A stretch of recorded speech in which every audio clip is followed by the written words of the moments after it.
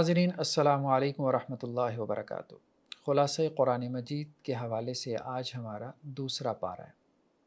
سورہ بقرہ چل رہی ہے اور سورہ بقرہ میں دوسرے پارے کے آغاز میں اللہ سبحانہ و تعالیٰ نے ایک واقعے کی طرف اشارہ کیا ہے۔ نبی کریم صلی اللہ علیہ وسلم جب تک مکہ میں تھے یعنی 13 سال، تو آپ صلی اللہ علیہ وسلم نماز اس طرح سے پڑھتے تھے کہ استقبال قبلتین ہو جاتا تھا۔ بیت اللہ بھی آپ کے سامنے ہوتا تھا اور مسجد اقصیٰ بھی آپ کے سامنے ہوتی تھی۔ اب یہود کا قبلہ مسجد اقصیٰ تھا، جبکہ حضرت ابراہیم علیہ السلام اور ان کی جو آنے والی اولاد تھی، خاص طور پہ بنو اسماعیل، ان کا قبلہ وہ مکہ مکرمہ میں بیت اللہ تھا، خانہ کعبہ تھا۔ آپ صلی اللہ علیہ وسلم جب ہجرت کے بعد مدینہ چلے گئے تو اس وقت مدینہ میں رہتے ہوئے نماز پڑھتے ہوئے دونوں قبلوں کو سامنے رکھنا ممکن نہیں رہا۔ یعنی اگر آپ خانہ کعبہ کی طرف رخ کرتے تو مسجد اقصیٰ کی طرف پشت ہو جاتی، اور اگر مسجد اقصیٰ کی طرف رخ کرتے تو خانہ کعبہ پیچھے ہو جاتا، اس سے آپ کا رخ جو ہے وہ ہٹ جاتا۔ تو آپ صلی اللہ علیہ وسلم نے اس وقت یہ دیکھا کہ سابقہ امت یعنی جو یہود ہیں وہ مسجد اقصیٰ کی طرف رخ کر کے اپنی عبادت کرتے ہیں۔ تو آپ صلی اللہ علیہ وسلم نے یہ اجتہاد کرتے ہوئے کہ چونکہ پچھلے نبی جو ہے ان کی طرف بھی اللہ سبحانہ و تعالیٰ نے کتابیں اور وحی نازل کی، تو پچھلے نبی اگر مسجد اقصیٰ کی طرف رخ کر کے نماز پڑھتے رہے تو جب تک اللہ کی طرف سے خانہ کعبہ کی طرف رخ کر کے نماز پڑھنے کا حکم نہیں آ جاتا تو ہمیں اسی کی طرف رخ کر کے نماز پڑھنا چاہیے۔ تو آپ صلی اللہ علیہ وسلم نے مدینہ جا کر 16.5 ماہ تک تقریباً مسجد اقصیٰ کی طرف رخ کر کے نماز پڑھی۔ اس کے بعد پھر قرآن میں جیسا کہ آپ صلی اللہ علیہ وسلم کی خواہش بھی تھی کہ خانہ کعبہ کو قبلہ بنا دیا جائے، اور قرآن میں کوئی واضح حکم نازل ہو جائے کہ خانہ کعبہ کو اپنا قبلہ بناؤ، تو اللہ کے رسول صلی اللہ علیہ وسلم کی خواہش کے مطابق بھی، اور اللہ کا بھی یہ پلان تھا، بلکہ ہمیشہ سے یہ بات واضح رہنی چاہیے، حضرت آدم علیہ السلام سے لے کے اللہ کے رسول صلی اللہ علیہ وسلم تک تمام نبیوں کا قبلہ خانہ کعبہ ہی رہا۔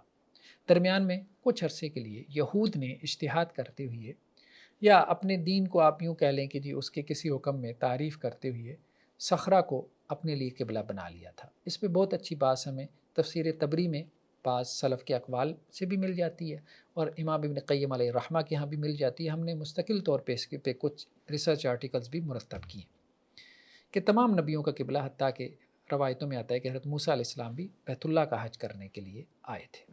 خیر بہرحال یہ ایک علیحدہ موضوع ہے، ہم ابھی اس کی تفصیل میں نہیں جا رہے۔ تو آپ صلی اللہ علیہ وسلم نے جب مسلمانوں کے ساتھ 16.5 ماہ تک یہود کے قبلے کی طرف رخ کر کے نماز پڑھی، اور اس کے بعد قرآن میں واضح طور پہ یہ حکم آ گیا وَحَيْثُ مَا كُنْتُمْ فَوَلُّوا وُجُوهَكُمْ شَطْرَهُ، کہ جہاں بھی تم ہو اب آئندہ تم نے اپنا چہرہ خانہ کعبہ کی طرف کرنا ہے۔ اب تمہارا قبلہ خانہ کعبہ مقرر کر دیا گیا، واضح حکم آ گیا، اور یہ 3 مرتبہ یہ حکم جو ہے وہ دہرایا گیا، یعنی تاکید کے ساتھ اس کو ایمفیسائز کیا گیا۔ اب مسلمانوں نے بیت اللہ کی طرف رخ کر کے نماز پڑھنا شروع کر دی۔ اس پہ یہود نے واویلا کیا کہ اگر ہمارا قبلہ یا جس قبلے کی طرف جو ہے وہ مسلمانوں نے 16.5 ماہ تک نمازیں پڑھی ہے، یعنی مسجد اقصیٰ، اگر وہ قبلہ نہیں تھا تو مسلمانوں کی نمازیں ضائع گئیں۔ اگر وہی قبلہ تھا صحیح معنوں میں نبیوں کا بھی، تو پھر محمد صلی اللہ علیہ وسلم نے بیت اللہ کی طرف رخ کیوں کر لیا؟ تو اس طرح سے انہوں نے واویلا کیا اور شکوک و شبہات پیدا کرنے کی کوشش کی، جیسا کہ یہود کا انداز تھا۔ تو خیر یہ قبلے کی جو تبدیلی ہے بیسیکلی یہ دیکھیں، یہ چین آف کمانڈ، جیسے آرمی میں ہم دیکھتے ہیں کہ چین آف کمانڈ، جب ایک جو ہے وہ جرنیل کے بعد دوسرا جرنیل آتا ہے تو وہ جو ایک چھڑی ہوتی ہے وہ چھڑی ایک جرنیل دوسرے جرنیل کو پکڑاتا ہے، تو اس سے گویا کہ وہ کمانڈ جو ہے وہ چینج ہو رہی ہوتی ہے، ایک جرنیل سے دوسرے جرنیل کی طرف ایک رخصت ہو رہا ہے اور دوسرا اس کی جگہ لے رہا ہے، اس کو ریپلیس کر رہا ہے۔ تو بعینی ہی سابقہ امت مسلمہ، اس میں کوئی شک نہیں، تمام نبی تمام کتابیں ان کی طرف آتی رہی، وہ یہودی تھے۔ لیکن اللہ سبحانہ و تعالیٰ نے جب دیکھا کہ ان کی سرکشی بڑھ گئی تو اللہ تعالیٰ نے امت مسلمہ کا ٹائٹل ان سے لے لیا، اور یہ ٹائٹل امت محمدیہ علیہ الصلاۃ والسلام کو دے دیا گیا، جو کہ اللہ کے رسول صلی اللہ علیہ وسلم پر ایمان لے کے آئے اور قرآن پہ ایمان لے کے آئے۔ تو یہ چین آف کمانڈ جو ہے وہ چینج ہو رہی ہے۔ تو امت مسلمہ جو ہے، پہلے جو سابقہ امت مسلمہ تھی انہوں نے اپنا مرکز جو ہے وہ مسجد اقصیٰ کو بنا لیا تھا، تو گویا اس مرکز کو بھی، سینٹر کو بھی چینج کیا گیا، اور وہ سینٹر بیت اللہ کو مقرر کیا گیا۔ یہ واضح طور پہ علامت تھی کہ نئی جو امت کھڑی ہونے جا رہی ہے وہ پچھلی امت کا کوئی سابقہ لائقہ نہیں ہے، یہ علیحدہ سے ایک امت ہے جو اپنے ایک علیحدہ سینٹر کے ساتھ، اصل شناخت کے ساتھ برپا ہونے والی ہے۔ اس سے یہود کے پھر کان کھڑے ہو گئے۔ ابھی تک وہ یہی سمجھتے تھے کہ شاید مسلمان ہمارا ہی کوئی سابقہ لائقہ ہیں، جیسے عیسائیت ہم میں سے نکلی اسی طرح اب یوں سمجھ لے کہ لوگ یہی کہیں گے کہ جی جس طرح عیسائی یہودیوں سے نکلے اسی طرح مسلمان بھی یہودیوں سے نکلے۔ لیکن جب انہوں نے دیکھا کہ قبلہ ہی تبدیل ہو گیا تو اب ان کے کان کھڑے ہو گئے، اب انہوں نے پروپیگنڈا کرنا شروع کر دیا۔ اس کے بعد ہم یہ بھی دیکھتے ہیں کہ شروع کی جو آیات ہیں ان میں امت مسلمہ کے اوپر ایک ذمہ داری ڈالی جا رہی ہے، اور یہ دعوت و تبلیغ کی ذمہ داری ہے۔ اللہ سبحانہ و تعالیٰ فرماتے ہیں اس امت سے خطاب کرتے ہوئے کہ وَكَذَلِكَ جَعَلْنَاكُمْ أُمَّةً وَسَطًا، ہم نے تمہیں امت وسط یعنی معتدل امت بنایا، لِتَكُونُوا شُهَدَاءَ عَلَى النَّاسِ، تاکہ تم لوگوں کے اوپر گواہ ہو جاؤ، وَيَكُونَ الرَّسُولُ عَلَيْكُمْ شَهِيدًا، اور رسول تمہارے اوپر گواہ ہو، یعنی رسول تو قیامت والے دن ہمارے خلاف گواہی دیں گے کہ یا اللہ میں نے دین ان تک پہنچا دیا تھا۔ قیامت والے دن ہر رسول جو ہے وہ اپنی قوم کے خلاف گواہی دے گا کہ یا اللہ میں نے اپنا دین ان تک پہنچا دیا تھا۔ اللہ کے رسول صلی اللہ علیہ وسلم نے تو خطبہ حجۃ الوداع کے موقع پہ باقاعدہ اس گواہی کی تصدیق بھی کروائی، وہاں پہ جو لوگ موجود تھے کہ الا هل بلغت، کیا میں نے پہنچا دیا؟ تو لوگوں نے یہی کہا کہ اللہ کے رسول صلی اللہ علیہ وسلم آپ نے پہنچایا نہیں، پہنچانے کا حق ادا کیا۔ اسی طرح سے اب جب نبی کریم صلی اللہ علیہ وسلم نے یہ پیغام، یہ میسج اس امت تک پہنچا دیا تو قیامت والے دن اس امت سے پوچھا جائے گا کہ انہوں نے پوری نوع انسانی تک اللہ کے اس میسج کو، پیغام کو یعنی قرآن کو پہنچایا کہ نہیں پہنچایا۔ تو فرمایا کہ یہ امت جو ہے وہ دوسری قوموں کے بارے میں گواہی دے گی کہ یا اللہ ہم نے ان تک آپ کا میسج جو ہے وہ پہنچا دیا تھا لیکن وہ ایمان نہیں لائے، اور نبی جو ہے وہ اس امت کے بارے میں گواہی دے گا۔ تو اس حوالے سے اس امت کو فکر کرنی چاہیے کہ اگر اس وقت دنیا کی آبادی 8 ارب ہے تو اس میں تقریباً کوئی 2 ارب کے قریب مسلمان ہیں، 6 ارب کے قریب یا اس سے زیادہ کافر ہیں۔ کیا ان نان مسلمس تک ہم نے قرآن کا میسج پہنچایا؟ اگر نہیں پہنچایا تو ہم اس میں کیا رول پلے کر رہے ہیں؟ ہمیں اپنی امت کے چھوٹے چھوٹے مسئلوں سے نکل کے اس بڑے مسئلے کو دیکھنا چاہیے۔ وہ جو ہم چھوٹی چھوٹی تنقیدوں میں ایک دوسرے کے اوپر لگی ہوئی ہیں، 6 ارب سے زیادہ تو مسلمان ہی نہیں ہے۔ جو مسلمان نہیں ہے اس کے بارے میں تو پکا ہے کہ وہ جہنم میں جائے گا، اس پہ تو سارے فرقے متفق ہیں۔ اس کے لیے ہم کیا کر رہے ہیں؟ اس کے لیے ہمارے پاس کیا پلاننگ ہے؟ اس کے لیے ہمارے پاس کیا اسٹریٹجی ہے؟ اس کے لیے ہمارا کیا دعویٰ ورک ہے؟ ہمارا سارا کام اسی کے گرد گھومتا رہتا ہے کہ 2 بندے اپنے مسلک میں داخل کر لیے، 4 اس کے مسلک میں جانے سے روک لیے۔ ٹھیک ہے، جس کو ہم صحیح سمجھتے ہیں اس کے لیے ہم کام کر رہے ہوتے ہیں، سارے مسلک والے ایسے کر رہے ہیں، لیکن ہمیں اپنی چیزوں کو پرائرٹائز کرنا ہے، ہمیں امت کے لیول پہ کام کرنا ہے۔ امت کے لیول پہ کام کیا؟ بھائی امت کے لیول پہ سب سے بڑا کام تو یہ ہے کہ لوگوں کو مسلمان کرو، جس کے لیے نبی آتے تھے۔ نبیوں کی تو پہلی دعوت ایمان کی دعوت ہوتی تھی، تو یہاں 6 ارب سے زیادہ تو ایمان ہی نہیں لا رہا، تو کس نے ان کو ایمان کی دعوت دینی ہے؟ کون دے رہا ہے ان کو ایمان کی دعوت؟ چائنیز کو کون دے رہا ہے ایمان کی دعوت؟ 1.5 ارب سے زیادہ تو وہی ہیں۔ ٹھیک ہے، اتنی بڑی بڑی دنیا کے اندر قومیں موجود ہیں، ان کو کون جو ہے وہ ایمان کی دعوت دے رہا ہے؟ کس نے دینا ہے؟ ان کی زبان میں، ہر قوم کی زبان میں جو ہے وہ نبی اور رسول آتے تھے، تو ان کی زبان میں ہمیں دعوتی لٹریچر تیار کرنا ہے اور دعوت کا کام کرنا ہے۔ کچھ چند معدودے لوگ اپنی جگہ پہ لگے ہیں، وہ جو چند معدودے لوگ لگے ہوتے ہیں ہم ان کے بارے میں بھی یہ باتیں کہہ دیتے ہیں کہ جو ان کا منہج ہی ٹھیک نہیں، چلے ان کا منہج ٹھیک نہیں، ہم کیا کر رہے ہیں؟ تو یہ بہت ضروری ہے۔ یہ اللہ سبحانہ و تعالیٰ نے ہم پہ یہ ذمہ داری ڈالی ہے، یہ پہلی ذمہ داری ہے، فریضہ ہے بھائی، لوگوں کو ایمان کی دعوت دینا یہ فریضہ ہے، یہ فریضہ ہے۔ تو اس کی ہمیں فکر کرنی ہے۔ ہمارے دعوتی پروجیکٹس میں ہم جو دین کا کام کر رہے ہیں تو اصل دین کا کام یہ ہے، اس کی طرف ہماری توجہ ہونی چاہیے۔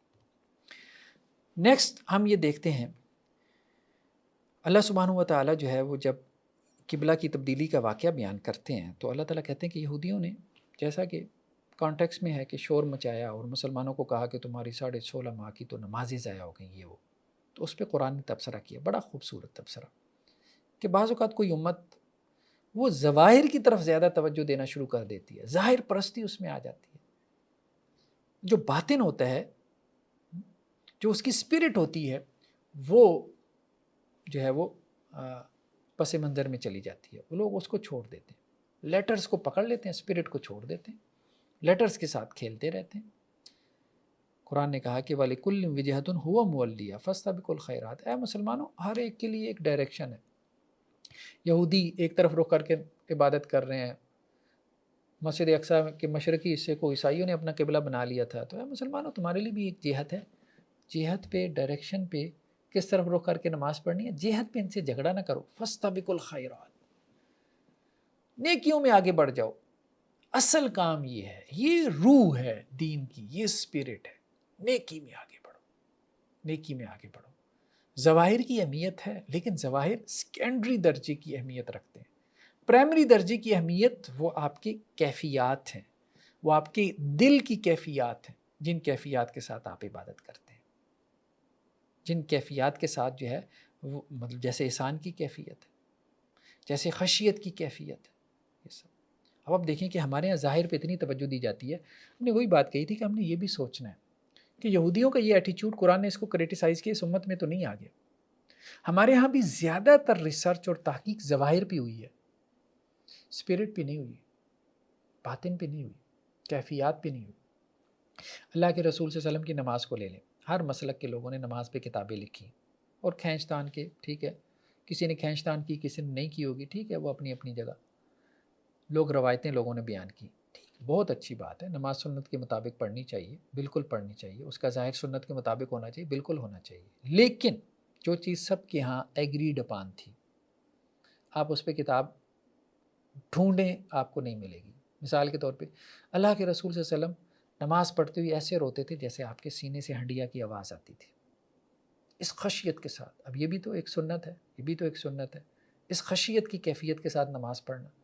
اب اس پہ آپ کتاب ڈھونڈیں کہ یہ کیفیت کیسے پیدا کی جا سکتی ہے، اگر نہیں پیدا ہو رہی تو کیسے پیدا کی جا سکتی ہے، آپ کو نہیں ملے گی۔ تو وہ کیفیات جو رسول اللہ صلی اللہ علیہ وسلم کی تھیں، جو اس کی اسپرٹ تھی نماز کی، جو احسان کی کیفیت تھی، اور جو آپ صلی اللہ علیہ وسلم کی کیفیات تھیں، وہ کیفیات پہ آپ کو کتابیں نہیں ملیں گی، اور ظاہر نماز کے اوپر آپ کو ڈھیروں کتابیں مل جائیں گی ہر مسلک کی۔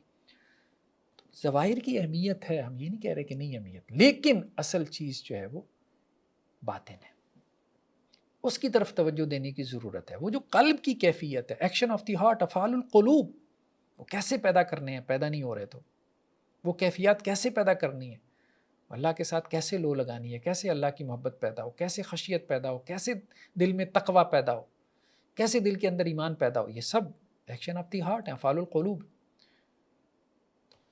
نیکیوں میں آگے بڑھ جاؤ، ظواہر کے اوپر زیادہ ڈسکشن نہ کرو، ایک موقف ہے بس، ٹھیک ہے، مجھے یہ سمجھ میں آتا ہے، یہ دلیل ہے، بیان کر دیا، بس کافی ہے، آگے چلو۔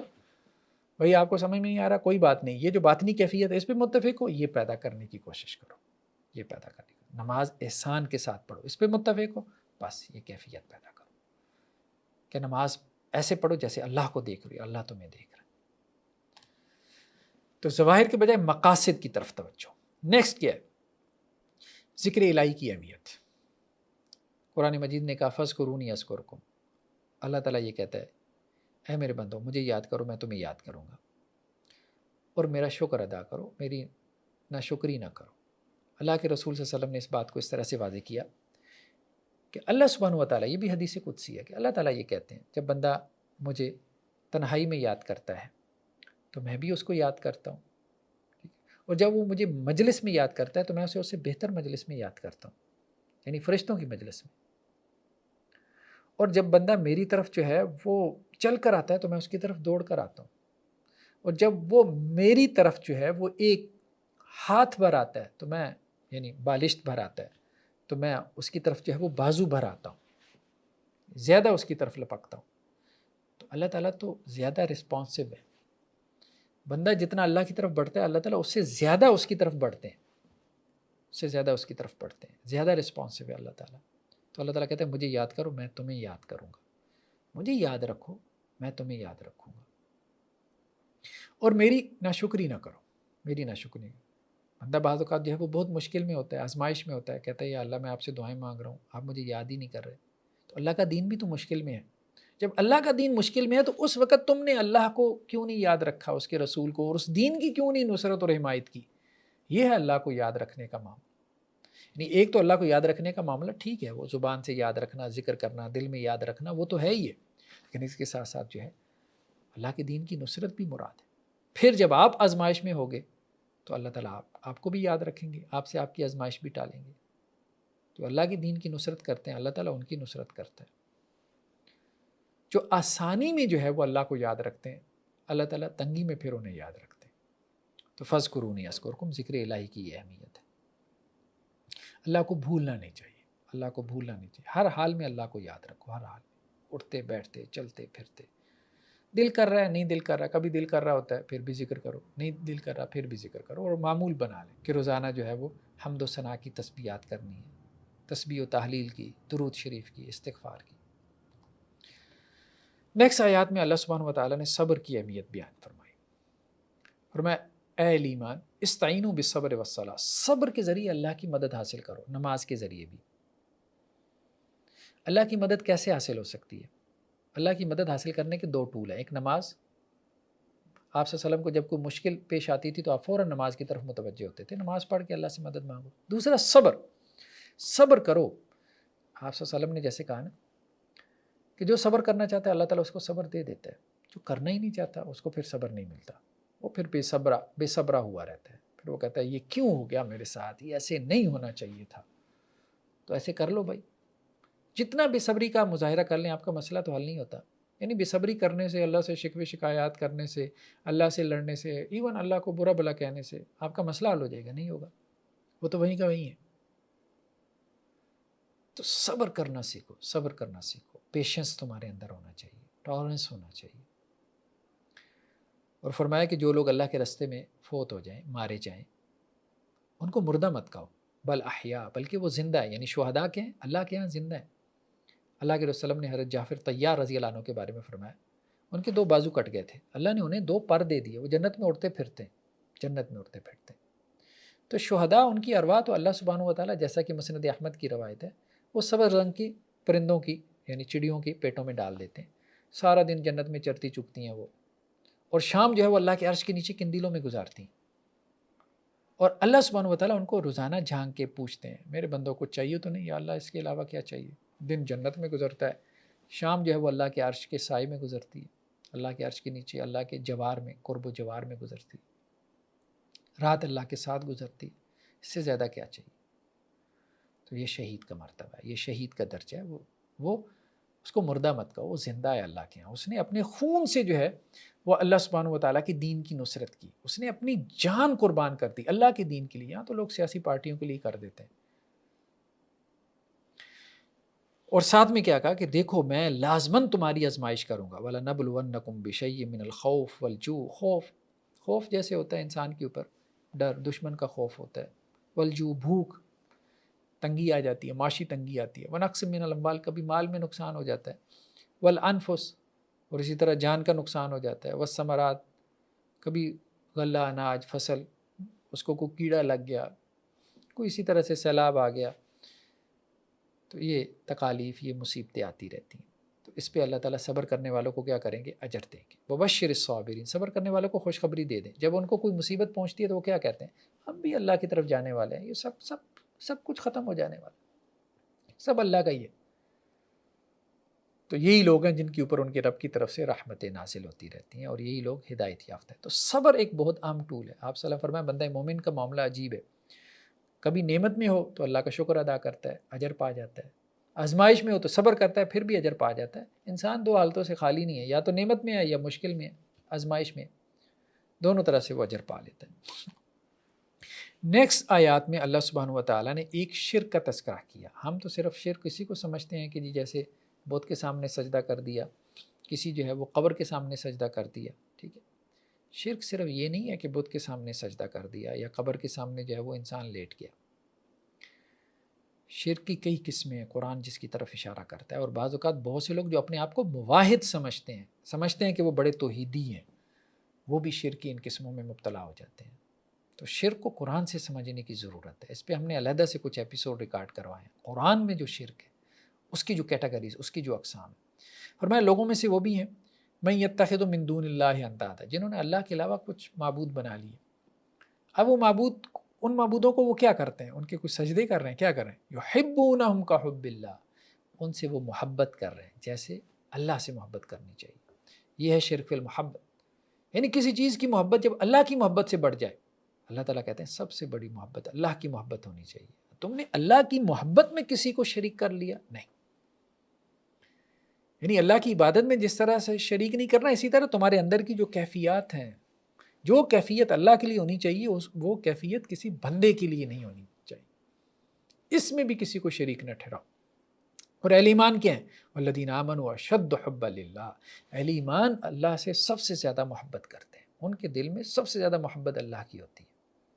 جیسے ہمارے یہاں سیاسی پارٹیوں کے رہنما ہوتے ہیں، لوگ ان سے اتنی شدید محبت کرتے ہیں، ان کے لیے جان دینے کو تیار ہوتے ہیں، اور اس طرح سے اپنے جذبات کا اظہار کرتے ہیں، ہم یہ کر دیں گے ان کے لیے، وہ کر دیں گے، ٹھیک ہے، ہماری ریڈ لائن ہے اور فلاں ہے، یہ ہے. اور لیکن یہ بات کبھی اللہ اور اس کے رسول کے لیے نہیں کہیں گے. بدقسمتی ہے. حالانکہ یہ باتیں اللہ اور اس کے رسول صلی اللہ علیہ وسلم کے لیے ہونی چاہیے تھی. کسی نے ان کے بارے میں یہ بات کہی تو وہ ہماری ریڈ لائن ہے، اللہ اور اس کے رسول. تو جذبات کا اظہار، شدید ترین جذبات کا اظہار بندہ مومن اللہ اور اس کے رسول صلی اللہ علیہ وسلم کے بارے میں کرے گا، ٹھیک ہے، نہ کہ اپنے پارٹی لیڈر کے بارے میں. نیکسٹ قرآن نے کیا کہا؟ اسلام میں حلال و حرام کا تصور، اس کو اجاگر کیا گیا. فرمایا کہ اہل ایمان طیبات، پاکیزہ چیزیں کھاؤ جو ہم نے تم کو رزق دیا، ٹھیک ہے. اور ساتھ میں یہ بھی بتا دیا کہ کچھ چیزوں کو اللہ نے حرام قرار دیا. کیا؟ انما حرم علیکم المیتہ، مردار جو جانور خود مر جائے وہ حرام ہے، اس کو نہیں کھا سکتے. دوسرا کو کھلایا جا رہا ہے. جیسے ہمارے یہاں اس قسم کی پریکٹسز جو ہے وہ ایل مینڈ قسم کے لوگ ہیں کہ وہ جسے ٹھنڈا گوشت کہتے ہیں، مرغیاں جو ہے وہ مر گئی ہیں سردی کی وجہ سے، تو وہ مری مرغیاں بیچ دیں گے، مردار لوگوں کو کھلائی جائیں گے. حرام کام کر رہے ہیں، حرام کام. لیکن یہ ہے کہ جو جانور خود سے مر گیا اس کو نہیں کھا سکتے، وہ مردار، حرام، نجس ہے. والدم، خون پینا ظاہری بات ہے، یہ درندوں کا کام ہے، انسانوں کا تو کام نہیں ہے، اس میں درندگی آئے گی. ولحم الخنزیر، اور خنزیر کا گوشت کھا کے خنزیر والی صفات آئیں گی، جیسے مردار کا گوشت کھا کے مردار والی صفات آئیں گی. تو خنزیر یعنی سور، پگ سے بھی منع کیا گیا. تو ویسٹ میں بہرحال یہ پرابلم بہت زیادہ ہے، ہمارے ہاں تو نہیں ہے. وہاں تو ہر چیز میں وہ پگ کی، سور کی چربی وغیرہ ڈال دیتے ہیں. بہت سی پروڈکٹس میں، کھانے پینے کی چیزوں میں بہت احتیاط کی ضرورت ہے. پگ، سور کے نجس العین ہے. وما اہل بھی لغیر اللہ، اور جس کو ذبح کرتی ہی اس کے اوپر غیر اللہ کا نام لیا گیا ہو، غیر اللہ کا نام اس پہ بلند کیا گیا ہو، کسی جانور کو غیر اللہ کے نام پہ ذبح کیا گیا ہو. جیسے پرانے وقتوں میں بتوں کے لیے ذبح کرتے تھے، اب جیسے مزاروں پہ جا کے جو ہے وہ اسی طرح قبروں پہ جا کے جو ہے وہ کوئی جانور یا نظر نیاز یا چڑھاوا دے دینا، ٹھیک ہے، یہ بھی شرک ہے اور اس کو کھانا جائز نہیں ہے، اس کو کھانا الاؤڈ نہیں. ہاں ایک ہوتا ہے کہ وہ جانور اللہ کے لیے ذبح کرتے ہیں لیکن وہ کہتے ہیں جی ہم ایصال ثواب کے لیے کر رہے ہیں، ان کو ثواب پہنچے، وہ ایک علیحدہ مسئلہ ہے، وہ جائز ہے نہیں ہے، اس کے بارے میں ایک علیحدہ سے ڈیبیٹ ہے، وہ شرک نہیں ہے جب لیکن جب یہ کہہ رہے ہیں کہ جی فلاں کی نظر، فلاں کی نیاز نام لے کے اور ان کے نام کی اور قبر پہ کر رہے ہیں، مزار پہ کر رہے ہیں، تو وہ شرک ہے اور شرک کے ساتھ مشابہت ہے، وہ ممنوع ہے اس کا کرنا بھی اور اس کا جو ہے وہ کھانا پینا بھی. فمن استر غیر باغ ولا عاد، ہاں اگر کوئی بندہ جو ہے وہ تجاوز کرنے والا نہ ہو اور زیادہ چاہنے والا بھی نہ ہو، وہ اپنی جان بچانے کے لیے حرام کھا لے تو اس کے لیے کوئی حرج نہیں. حرام الاؤڈ نہیں ہے. ہاں اگر کوئی بھوکا پیاسا مر رہا ہے، جان بچانے کے لیے حرام کھا لیتا ہے اتنا کہ جس سے اس کی جان بچ جائے، یعنی تجاوز کرنے والا نہیں ہے، پیٹ بھر کے نہیں کھا رہا، اتنا جتنے سے اس کی جان بچ جائے. اور دوسرا حرام کی چاہت نہیں ہے، حرام کی کراہت اس کے دل میں ہے، تو اس کے لیے الاؤڈ ہے اتنا حرام کھا لینا کہ جس سے اس کی جان بچ جائے. ورنہ تو حرام سے دور رہو، کیونکہ حرام جو ہے وہ تمہارے اخلاق کو بگاڑ دے گا. فلسفہ پیچھے یہ ہے. حلال و حرام کا فلسفہ کیا ہے؟ حلال و حرام کا تعلق براہ راست آپ کے تزکیہ نفس کے، آپ کی پیوریفیکیشن سے، آپ کی تربیت سے. تو حلال و حرام کی جو تمیز نہیں کرتا اور حرام پہ پلنے والا جسم، کبھی اس سے آپ اچھے اخلاق کی امید ہی نہ کریں، بدترین اخلاق. اور جو والدین، جن کے والدین رشوت وغیرہ سے اور کرپشن کر کے اپنے بچوں کا پیٹ پالتے ہیں، تو عموماً آپ دیکھیں گے ان کے بچوں کے ایٹیٹیوڈ پرابلم، والدین کی نافرمان اور بدترین اخلاق کے حامل. کیوں؟ حرام سے ان کا جو ہے وہ جسم پلا بڑا ہے. ہاں اللہ ماشاء اللہ کہ کوئی اولاد اس قدر نیک ہو کہ والدین کی اس فعل کو ناپسند کرتی ہو اور اس سے نکلنے کے جو ہے وہ سوچتی ہو، تو وہ اللہ تعالیٰ اس کو پھر بچا لیتے ہیں. نیکسٹ رکوع میں کیا ہے کہ نیکی کیا ہے، نیکی کو ڈیفائن کیا گیا، اور بہت اہم بات ہے، قرآن نے کہا ہے کہ نیکی یہ نہیں ہے ان تولوا وجوہکم قبل المشرق، مشرق مغرب کی طرف منہ کر لینا، یہ نیکی نہیں، یعنی ظواہر، چند ظواہر کی طرف لوگوں کو متوجہ کیا ہوا ہے اور اسی کے اوپر لگایا ہوا ہے۔ جیسے سوشل میڈیا پہ ایک ویڈیو وائرل تھی، اور ایک ہمارے ہاں جماعت ہے، میں ان کا نام نہیں لیتا، ان کے امیر صاحب یہ کہہ رہے تھے کہ کچن کے اندر کیلا آپ نے کس طرح سے رکھنا ہے، مطلب وہ قبلہ رخ ہونا چاہیے۔ تو لوگوں نے اس قسم کی نیکیوں کو پروموٹ کرنا شروع کیا ہوا ہے، پتہ نہیں وہ نیکی ہے بھی کہ نہیں ہے۔ نیکی یہ نہیں ہے کہ تم مشرق یا مغرب کی طرف منہ کر لو۔ وہ جو یہود نے تنقید کی تھی مسلمانوں کے اوپر کہ تم نے جو 16.5 ماہ جو ہے وہ ہمارے قبلے کی طرف رخ کر کے نمازیں پڑھی، وہ تو ضائع گئی، تو قرآن نے کہا یہ تو ظاہری بات ہے، قبلہ کی طرف رخ کرنا، ظاہر کو چھوڑو، اصل نیکی کیا ہے؟ وَلَٰكِنَّ الْبِرَّ مَنْ آمَنَ بِاللَّهِ وَالْيَوْمِ الْآخِرِ وَالْمَلَائِكَةِ وَالْكِتَابِ وَالنَّبِيِّينَ۔ اصل نیکی ایمان ہے، اللہ کو ماننا، آخرت کو ماننا، فرشتوں کو، کتابوں کو، نبیوں کو۔ جو یہ مان رہا ہے بھائی وہ نیکی تو کر رہا ہے۔ اور ایمان کے بعد سب سے بڑی نیکی کیا ہے؟ وَآتَ الْمَالَ عَلَىٰ حُبِّ ذَوِي الْقُرْبَىٰ، مال دینا اللہ کے راستے میں، مال خرچ کرنا، یہ نیکی ہے، انفاق کرنا، خرچ کرنا، رشتہ داروں پہ، یتیموں پہ، مسکینوں پہ، مسافروں پہ، سوال کرنے والوں پہ، اور گردن چھڑانے۔ اور پھر نماز کا ذکر ہے، وَأَقَامَ الصَّلَاةَ وَآتَى الزَّكَاةَ، اور پھر کیا ہے؟ وَالْمُوفُونَ بِعَهْدِهِمْ، نیکی کیا ہے؟ وعدہ پورا کرو۔ اور پھر کیا ہے؟ وَالصَّابِرِينَ، صبر کرنا، یہ نیکی ہے۔ جب یہ لوگ جو یہ کام کرتے ہوں، ایمان ہے، اللہ کے راستے میں خرچ کرنا ہے، نماز پڑھنا ہے، زکوٰۃ دینا ہے، وعدہ پورا کرنا ہے، صبر کرنا ہے، یہ لوگ اگر یہ دعویٰ کریں کہ یہ نیک ہے تو قرآن کہتا ہے کہ یہ سچے ہیں، یہ سچے ہیں۔ باقی تو پھر دعوی ہیں، ظواہر پرستی ہے، وہی بات جو آ گئی، آبجیکٹیوز جو ہے وہ سامنے نہیں ہے، شریعہ کے، دین کے مقاصد سامنے نہیں ہیں، بس ظاہر کو ہی نیکی سمجھے بیٹھے ہیں، اور اس ظاہر میں بھی بعض اوقات غیر متعلق باتوں کے اوپر جو ہے وہ لڑ رہے ہیں، یا غیر متعلق بحثوں میں پڑے ہیں۔ مسواک ہے، اس کی لمبائی کتنی ہونی چاہیے، جو آپ نے جو ہے وہ شملہ ہے آپ کے امامے کا، وہ دائیں طرف ہونا چاہیے، بائیں طرف ہونا چاہیے۔ آپ کی جیب میں موبائل ہے، اس میں قرآن مجید ہے، تو اگر آپ واش روم میں لے گئے تو پھر اس کا کیا کفارہ ہوگا؟ تسبیح آپ نے پکڑی ہے، وہ بائیں ہاتھ میں پکڑ کے پڑھ سکتے ہیں کہ نہیں پڑھ سکتے؟ ایسی باتوں کے اندر جو ہے وہ امت کو الجھایا ہوا ہے۔ وہ بھائی بڑی بڑی باتیں جو اصل نیکی ہے اس کی طرف لوگوں کو مائل کرے۔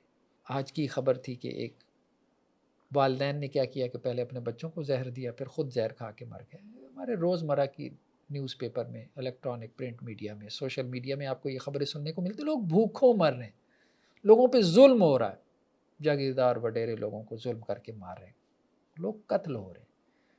اس کی طرف توجہ دیں، لوگوں کو ظلم سے بچائیں، لوگوں کے مسائل حل کریں، لوگ مر رہے ہیں، اور ہم ابھی ان چھوٹی چھوٹی باتوں پہ جو ہے وہ لڑ رہے ہیں، ان چھوٹی چھوٹی باتوں کے پیچھے جو ہے وہ کر رہے ہیں۔ اصل نیکی وہ ہے لوگوں کو ظلم سے بچاؤ، وہ نیکی ہے۔ قصاص کا حکم، نیکسٹ آیات میں اللہ تعالیٰ نے قصاص کا حکم دیا کہ یا ایھا الذین آمنوا کتب علیکم القصاص فی القتلی، مقتولوں کے بارے میں قصاص فرض ہے۔ کسی کو قتل کر دیا گیا تو قصاص کیا ہے؟ اس کا بدلہ، اسٹیٹ بدلہ لے گی۔ جو قاتل ہے اس کو آپ ہینگ کرو، لٹکاؤ۔ لیکن اب کیا ہے، یورپی یونین جو ہے وہ دباؤ ڈال رہی ہے پاکستان کے اوپر بھی، پاکستانی ریاست پہ بھی دباؤ ڈال رہی ہے کہ یہ جو ڈیتھ پینلٹی ہے اس کو آپ ختم کریں۔ کیوں؟ ان کی ریزن یہ ہے کہ ایک بندہ تو ویسے ہی مر گیا، یعنی مقتول، کلڈ پرسن، وہ تو ویسے ہی مر گیا، اب کلر کو بھی مار کے کیا کرنا ہے آپ نے؟ دوسرا انسان بھی ضائع کرنا ہے۔ اچھا اس کو سمجھاؤ، کوئی سائیکالوجسٹ دے تو جیل میں رکھو ہے، کوئی تربیت کرو اس کی، وہ تربیت کرو تاکہ چند سالوں بعد اس کو چھوڑ دو اچھا شہری سمجھ کے، پھر باہر جا کے وہ 2 4 پھڑکا دیں۔ اور یہ تجربات وہ کیے جا رہے ہیں عقل کی بنیاد پہ۔ قرآن نے کہا بھائی قصاص ہے، جو قاتل ہے اس کو جواب میں قتل کرو۔ اس کو قتل کرو گے تو ہزاروں لوگوں کی جانوں کو آپ محفوظ بنا لو گے، کسی کو پھر جرت نہیں ہوگی۔ ہمارے بعض دوست احباب کا کہنا ہے کہ انہوں نے سعودی عرب میں وہ جیسے پبلک پلیسز پہ ان کے ہاں رواج رہا ہے کہ وہ سزا نافذ کرتے ہیں، چور کا ہاتھ کاٹتے ہیں یا کسی قاتل کی گردن اڑاتے ہیں پبلک پلیس پہ۔ بعض اوقات جمعے کے بعد جو ہے وہ مجمع میں ایسا ہوتا ہے، تو جو ایک دفعہ دیکھ لے ایک ہفتہ تو وہ بستر سے نہیں اٹھتا اس کے خوف کی وجہ سے۔ تو یہ روب طاری کرنا مقصود ہے کہ پبلک پلیسز پہ سزا نافذ کرو تاکہ کرائم ریشو کم ہو۔ تو یا ایھا الذین آمنوا کتب علیکم القصاص فی القتلی، اور اگلی آیات میں کیا کہا؟ وَلَکُمْ فِی الْقِصَاصِ حیات، قصاص میں تو تمہارے لیے زندگی ہے، یعنی ایک کو تم مار رہے ہو تو اس سے ہزاروں کو زندگی دے رہے ہو، اس کو بھی تو سمجھو، اس کو نہیں مارو گے قاتل کو تو پھر اگلے کو جرت ہوگی، وہ کہے گا زیادہ زیادہ کیا جیل ہی جانا، کوئی بات نہیں، چھوٹ کے آ جائیں گے، نکل آئیں گے، اوروں کو بھی مار دیں گے۔ تو اے اولی الالباب، اے عقل والو، اس بات کو سمجھو کہ قصاص میں تمہارے لیے زندگی ہے، اس بات کو سمجھو، لعلکم تتقون، تاکہ تم بچو، یعنی پھر قتل کرنے سے بھی بچو۔ تو قصاص کا حکم بہت اہم ہے اور یہ اسٹیٹ کا کام ہے، اسٹیٹ کا کام ہے۔ تو ہمارے ہاں ریاستیں اس طرف توجہ نہیں دیتی، قاتل جو ہے وہ دندناتے پھرتے ہیں، قتل کر دیتے ہیں، خاص طور پہ وڈیرے جاگیردار اندرون سندھ میں اور ادھر بلوچستان میں، اور ادھر جو ہے وہ آپ ادھر جنوبی پنجاب کی طرف چلے جائیں، ہمارے ہاں یہ ہے۔ اور خبروں میں ہم دیکھتے رہتے ہیں عام طور پہ جو ان کے مظاہرے ہواری ہوتے ہیں، 2-4 بندے مار دیے، وہ کوئی جاگیردار وڈیرا وہ پھر وکٹری کا نشان بنا رہے ہوتے ہیں، پکڑے بھی جائیں تو وکٹری کا نشان بنا رہے ہوتے ہیں، عدالتوں سے چھوٹ جاتے ہیں، صلح کر لیتے ہیں مخالف پارٹی سے، چند پیسے دے کے منہ بند کروا دیتے ہیں، دباؤ ڈال کے۔ یہ صورتحال ہے۔ اب جب یہ ہوگا تو پھر ظاہری بات ہے کہ معاشرے میں انصاف نہیں ملے گا، قتل بڑھے گا، اور وہ بڑھتا چلا جا رہا ہے۔ نیکسٹ کیا ہے؟ روزے کی فرضیت۔ اللہ سبحانہ و تعالیٰ فرما رہے ہیں کہ اہل ایمان، تم پہ روزہ رکھنا فرض کیا گیا جیسا تم سے پہلے لوگوں پہ فرض تھا۔ پہلی قوموں کے اوپر بھی روزہ فرض تھا، صرف تم پہ فرض نہیں کیا گیا۔ اور اس کا مقصد کیا ہے؟ تاکہ تم متقی بنو، لعلکم تتقون، تمہارے اندر تقوی پیدا ہو۔ روزے کا مقصد کیا ہے؟ ایک ٹریننگ ہے، حلال کو تم نے چھوڑنا ہے، حلال کو چھوڑ کے تم اپنی ٹریننگ کر رہے ہو 1 مہینے میں، تاکہ 11 مہینوں میں حرام چھوڑنے کی تمہاری ٹریننگ ہو جائے، حرام چھوڑنا تمہارے لیے آسان ہو جائے۔ تو بیسیکلی یہ تربیت ہے۔ جیسے عربوں میں رواج تھا کہ وہ اپنے گھوڑوں کو روزہ رکھواتے تھے، تپتے صحرا کے اندر ان کو کھلا پلا کے موٹا تازہ کر کے تپتے صحرا میں جون جولائی کی گرمیوں میں کھڑا کر دیتے تھے، ان کی چربی پگھلتی تھی، پھر ان کا جسم گٹ جاتا تھا۔ اب اس گھوڑے کے اوپر سوار ہو کے لوٹ مار کرنا، جنگ میں جانا، تو گھوڑے کے اندر وہ برداشت پیدا کرنے کے لیے ایسا کرتے تھے، سارا دن ان کو بھوکا پیاسا رکھتے تھے۔ تو یہی اللہ سبحانہ و تعالیٰ نے کہا کہ یہ بندہ مومن جو ہے مشقت برداشت کرنے والا ہو۔ اللہ نہ کرے جیسے ہم دیکھتے ہیں سیریا، لیبیا، یمن، عراق، پھر اس کے بعد افغانستان، کشمیر، برما، پتہ نہیں کہاں کہاں مشکلات آتی ہیں، جنگیں چھڑ جاتی ہیں، پتہ بھی نہیں چلتا، پورے ملک جو ہے وہ کھنڈر بن جاتے ہیں۔ تو انسان کو مشکل حالات کے لیے تیار رہنا چاہیے۔ تو یہ تربیت ہے، ایک تو یہ تربیت ہے کہ انسان مشکل حالات کے لیے تیار رہتا ہے، اور دوسرا یہ بھی تربیت ہو رہی ہے کہ گناہ سے بچنے کی تربیت ہے جو ہم رمضان میں حاصل کر رہے ہیں۔ تو یہ روزے کا مقصد ہے۔ اگر روزہ رکھ کے انسان جو ہے وہ جھوٹ سے نہ بچے، برائی کی باتوں سے نہ بچے، تو آپ صلی اللہ علیہ وسلم فرمایا کہ جس کا روزہ اس سے جھوٹ نہ چھڑوائے، برائی نہ چھڑوائے، تو پھر اس روزے کا کیا فائدہ؟ اللہ تعالیٰ کو تو بھوکا پیاسا رہنے کا جو ہے وہ مطلب اللہ تعالیٰ کو تو یہ نہیں ہے کہ جی وہ اس کا بندہ بھوکا پیاسا رہے، تو اس کی تربیت کے لیے، تو تربیت بہت ضروری ہے۔ نیکسٹ آیات میں رمضان اور قرآن کا تعلق بیان کیا گیا کہ رمضان کے مہینے میں قرآن نازل ہوا، اور ہدی للناس، یہ وہی بات آ گئی، تمام انسانوں کے لیے یہ قرآن ہدایت ہے۔ تو رمضان میں قرآن نازل ہوا، اس سے کیا مراد ہے؟ بعض سیرت نگاروں نے یہ لکھا ہے، بعض نے لکھا ہے کہ رمضان کے اندر جو ہے وہ قرآن مجید کی نزول کی ابتدا ہوئی، یعنی پہلی آیات جو نازل ہوئی وہ رمضان کے آخری عشرے میں نازل ہوئی، واللہ عالم۔ لیکن بعض اہل علم نے یہ بھی کہا ہے، بعض مفسرین نے، کہ رمضان میں جو لیلۃ القدر کی رات ہے، اس رات میں لوح محفوظ سے آسمانی دنیا پہ قرآن مجید ایک مرتبہ نازل ہوا، اس لیے قرآن نے کہا کہ رمضان میں قرآن نازل ہوا۔ تو رمضان اور قرآن کا بہت گہرا تعلق ہے۔ دن میں روزہ رکھو اور اپنے نفس کو کمزور کرو، رات میں تراویح میں قرآن مجید سنو اور اپنی روح کو مضبوط کرو۔ تو انسان 2 چیزوں کا مرکب ہے، جسم اور روح، ان دونوں کی آپس میں کشمکش لڑائی جاری رہتی ہے۔ جسم غالب آ جائے، خواہش غالب آ جائے، تو انسان جو ہے وہ برائی کی طرف مائل ہو جاتا ہے۔ روح غالب آ جائے جو کہ آسمانوں سے آئی ہے، تو انسان نیکی کی طرف مائل رہتا ہے۔ تو رمضان میں تربیت کا جو پروگرام دیا گیا ہمیں، وہ یہ ہے کہ دن میں نفس کو کمزور کرو، اپنے کھانے کو کم کرو، اور دوسرا کیا ہے کہ رات میں اللہ کے سامنے کھڑے رہو، قیام اللیل میں، تراویح میں، قرآن مجید سنو۔ تو قرآن جو ہے وہ روح کی غذا ہے، روح کو زیادہ غذا دو، وہ قوی ہو، مضبوط ہو۔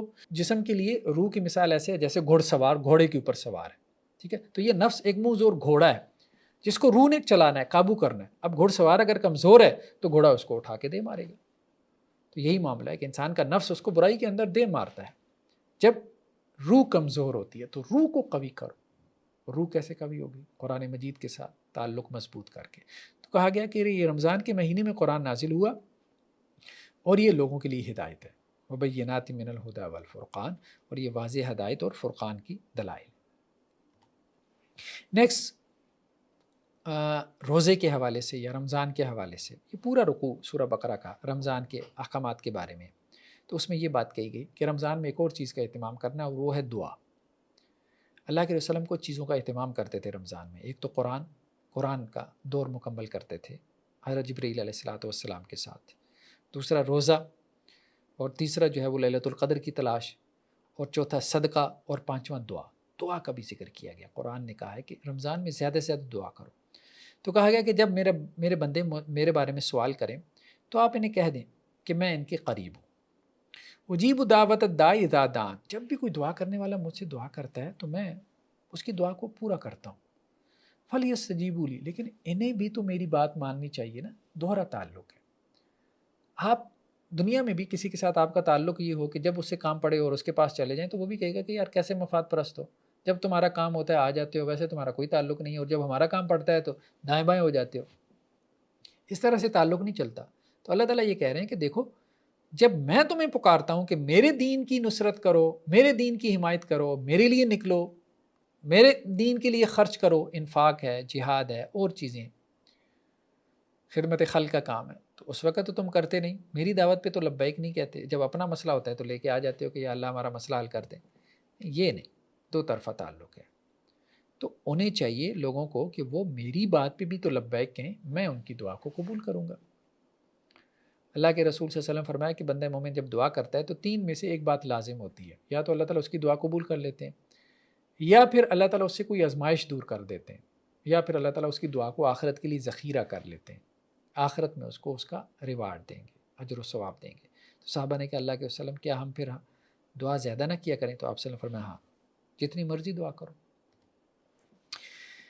نیکسٹ آیات کے اندر اللہ سبحانہ و تعالیٰ جنگ کے بارے میں کچھ احکامات دے رہے ہیں، اور خاص طور پہ یہ جو وار ایتھکس کا کانسیپٹ ہے، جنگ میں اخلاقیات، جنگ میں کون اخلاقیات کا دھیان کرتا ہے؟ جنگ میں تو ظاہری بات ہے اگلے کی گردن اڑانی ہوتی ہے، لیکن 1400 سال پہلے قرآن نے جنگی اخلاقیات کا تذکرہ کیا، اور آج جا کے ہمارے ہاں جو ہے وہ انٹرنیشنل لا اس حوالے سے کوئی گفتگو کرتا ہے، یونائٹڈ نیشن کے جو ہے وہ کچھ چیزیں اس کے بارے میں گفتگو کرتی ہیں کہ جنگ میں جو لوگ قیدی بن کے آتے ہیں ان کے بھی کچھ رائٹس ہیں، حقوق ہیں جنگی قیدیوں کے۔ قرآن نے 1400 سال پہلے بیان کیے، کیا کہا گیا کہ ان لوگوں سے لڑائی کرو جو تم سے لڑائی کرتے ہیں، ولا تعتدوا، لیکن لڑائی میں زیادتی نہیں کرنی۔ آپ صلی اللہ علیہ وسلم فرمایا عورتوں کو نہیں مارنا، لڑائی میں عورتوں کو نہیں مارنا، بچوں کو نہیں مارنا، بوڑھوں کو نہیں مارنا، درختوں کو، غلہ اور اناج اس کو آگ نہیں لگانی۔ تو آپ صلی اللہ علیہ وسلم نے اس حد تک، جس نے ہتھیار پھینک دیے اس کو نہیں مارنا، جس نے اپنا دروازہ بند کر دیا اس کو بھی معاف کر دو، اس کو بھی چھوڑ دو۔ تو یہ اخلاقیات آپ صلی اللہ علیہ وسلم نے سکھائے، جنگی اخلاقیات۔ مولانا مودودی علیہ رحمہ کی کتاب ہے الجہاد فی الاسلام، اس میں انہوں نے تفصیل سے بات کی ہے، وہ بہت اچھی کتاب ہے جہاد کے حوالے سے، جو ہمارا دین کا نقطہ نظر ہے اس کو اسٹڈی کرنے کے لیے۔ نیکسٹ آیات میں اللہ سبحانہ و تعالیٰ نے مقبول حج کی شرائط بیان کی، یعنی روزے کے بعد پھر جہاد اور قتال کے احکامات، پھر اس کے بعد جو ہے وہ حج کے احکامات ہمیں ملتے ہیں، وہ اللہ نے تفصیل سے بیان فرمایا کہ حج کے دن یا حج کے جو مہینے ہیں وہ معلوم ہیں، تو جس نے حج کی نیت کر لی ہے ان دنوں میں اس نے حج کرنا ہے، تو فلا رفث ولا فسوق ولا جدال فی الحج، تو حج میں اب کوئی بے حیائی کا کام نہیں، کوئی فسق و فجور کا کام نہیں، کوئی لڑائی جھگڑا نہیں کرنا، کچھ بھی نہیں کرنا۔ مقبول حج وہ ہے کہ جس میں انسان کوئی بے حیائی کا کام نہ کرے، کوئی گناہ معصیت کے کام میں مبتلا نہ ہو، کوئی جھگڑا نہ کرے، جیسے ہمارے ہاں ہو جاتا ہے اب بھی۔ اب دیکھیں حج کے موقع پہ لوگ بہت زیادہ امپیشنس کا اظہار کرتے ہیں، بے صبری۔ میرے ہاں میں جب قیام ہوتا ہے تو واش رومز کے بعد لمبی لمبی لائنیں لگ جاتی ہیں، تو جھگڑا ہوتا ہے، ایک آگے بڑھنا چاہتا ہے لائن میں۔ اسی طرح سے جو ہے وہ پانی لینے کے لیے لائنیں لگ جاتی ہیں، تو اس وقت بھی جھگڑا ہو جاتا ہے۔ پھر مطاف میں داخل ہوتے وقت جو ہے وہ، یا نماز کے لیے جب جو ہے وہ آواز لگتی ہے، یا حجر اسود کو بوسہ دینے کے لیے لوگ آگے بڑھتے ہیں۔ حجر اسود کو بوسہ دینا ایک نیکی کا کام ہے، لیکن یہ نہیں ہے کہ آپ کسی مسلمان کو دھکے دے کے پیچھے کریں اور اس کے کندھوں پہ سوار ہو کے جو ہے وہ حجر اسود کو بوسہ دیں اور کہیں کہ میں نے کوئی نیکی کا کام کر لیا۔ یہ ٹھیک نہیں، مسلمان کو اذیت دے کے نیکی کرنا۔ تو حج کے موقع پہ بھی کوئی جھگڑا نہیں کرنا۔ ایون کہ بعض لوگ کیا کرتے ہیں، ٹیکسی ڈرائیور کے ساتھ جھگڑا کر رہے ہوتے ہیں کہ تم اتنے زیادہ پیسے مانگ رہے ہو۔ ٹھیک ہے، آپ کو لگتا ہے کہ وہ زیادہ پیسے مانگ رہے ہیں، چھوڑ دیں، کسی اور کے ساتھ بات کر لیں، نہیں طے ہو رہا معاملہ، پیدل چلیں، مجاہدہ کریں۔ کوئی بے حیائی کا کام نہیں کرنا. آپ 5 اسٹار 7 اسٹارز ہوٹل ہیں، آپ جیسے ہی جو ہے وہ حرم سے نکلتے ہیں ہر قسم کی جو ہے وہ چیزیں آپ کے ہوٹلز میں اویلیبل ہے. ایون کہ کیبل لگی ہوتی ہے اور لوگ ادھر سے نماز پڑھ کے آتے ہیں اور ادھر سے آ کے جو ہے وہ کیبل پہ بیٹھ کے دنیا جہاں کا گند دیکھنا شروع کر دیتے ہیں. یہ نہیں کرنا. حدود حرم میں یہ بات نہیں کرنی. اپرچونٹیز اور مواقع وہاں پہ شر کے ہیں، آپ نے ان سے بچ کے رہنا ہے. اللہ تعالیٰ نے اس دنیا میں خیر بھی پیدا کیا، شر بھی پیدا کیا، تو اس سے بچ کے رہنا ہے. ہر قسم کے فسق و فجور سے، بے حیائی کے کام سے اور جنگ و جدال سے بچنا ہے حج کے دنوں میں. تبھی آپ کا حج مقبول حج ہوگا، اور وہ مقبول حج ہی آپ کے گناہوں کو معاف کرتا ہے. اور آپ صلی اللہ علیہ وسلم فرمایا کہ مقبول حج اس کی جزا کیا ہے کہ بندہ ایسے ہو جاتا ہے کہ جیسے جس دن اس کی ماں نے اس کو پیدا کیا، یعنی بالکل گناہوں سے پاک. پھر حج کے موقع پہ کہا گیا کہ لوگ جا کے دعائیں کرتے ہیں، بہت اچھی بات ہے. تو کہا گیا کہ 2 قسم کے لوگ ہیں. ایک وہ ہیں کہ جو یوں دعا کرتے ہیں کہ اللہ تعالیٰ ہمیں جو دینا ہے ربنا آتنا فی الدنیا، دنیا میں ہی دے دے. صرف اللہ سے دنیا مانگتے ہیں. اللہ کو یہ پسند نہیں ہے کہ اللہ سے صرف دنیا مانگے. یہ ایٹیچیوڈ پرابلم ہے، اللہ کو پسند نہیں. فرمایا اس کے لیے پھر آخرت میں کوئی حصہ نہیں ہے جو اللہ سے صرف دنیا مانگی جا رہا ہے. ہاں کچھ لوگ ایسے ہیں جو اللہ سے کہہ رہے ہیں ربنا آتنا فی الدنیا حسنہ وفی الآخرۃ حسنہ، یا اللہ دنیا کی بھی بھلائی دے آخرت کی بھی. ٹھیک ہے، دنیا مانگنے میں کوئی حرج نہیں ہے، چلو دنیا مانگنے میں پہل بھی کر لو، پہلے دنیا مانگ لو لیکن آخرت بھی تو مانگو. تو فرمایا یہ وہ لوگ ہیں کہ جن کو اللہ سبحانہ و تعالیٰ جو ہے وہ دنیا میں بھی بھلائی دیں گے اور آخرت میں بھی بھلائی دیں گے. نیکسٹ آیات میں اللہ سبحانہ و تعالیٰ نے یہ بات بیان کی ہے کہ جنت میں جو داخلے کا رستہ ہے، یعنی جنت کی طرف جو رستہ جا رہا ہے، اگر آپ اس رستے کے مسافر ہیں تو یہ بات ذہن میں رکھیں کہ وہ رستہ آزمائشوں سے پر ہے. تو صحابہ کرام خاص طور پہ مکہ کے اندر جب تشدد ہو رہا تھا، لوگ ایمان لے کے آ رہے تھے، مشرکین مکہ جو ہے وہ بدترین تشدد کرتے تھے. حضرت بلال رضی اللہ عنہ، حضرت عمار بن یاسر، علی یاسر، حضرت خباب بن الارت، بعض صحابہ آپ صلی اللہ علیہ وسلم کے پاس آئے بھی، جیسا کہ تفصیلی روایات میں ملتا ہے کہ اللہ کے رسول صلی اللہ علیہ وسلم اب تو بہت ہو گیا، اللہ سے دعا کریں اللہ تعالیٰ ان کافروں کے اوپر کوئی عذاب ہی نازل کر دے. اس پہ پھر قرآن مجید کی آیات نازل ہوئی. ام حسبتم ان تدخلوا الجنہ، کیا تم یہ گمان کرتے ہو کہ تم جنت میں داخل ہو جاؤ گے؟ ولما یاتکم مثل الذین خلو من قبلکم، تمہارے اوپر تو ابھی ویسی آزمائشیں آئی نہیں جیسے پہلے قوموں پہ آئی تھی.